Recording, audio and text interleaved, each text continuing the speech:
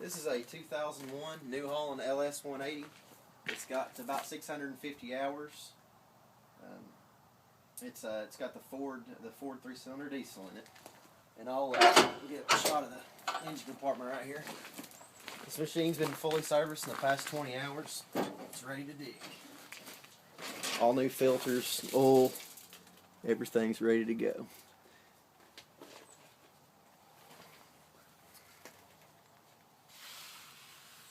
All right. And it hadn't been started today. Yeah, it hadn't been started. It's about 35 degrees out. It's been about 3 or 4 days since I started it, and I put a little hay out for the horses. That's about all I've done with this machine. Put hay out and spread a little gravel on the driveway. But you can see, I'll touch the muffler right here and the radiator and everything. You see that it's not been started. It's dead cold. And normally, when you start it up, when you turn the key on to let it glow, it'll glow for about 20 seconds. Just to prove how good it starts in the cold, I'm going to let it glow for about 5 and then crank it on up. 19, 18, 17, 16, 15. That's not even... Let me screw that in.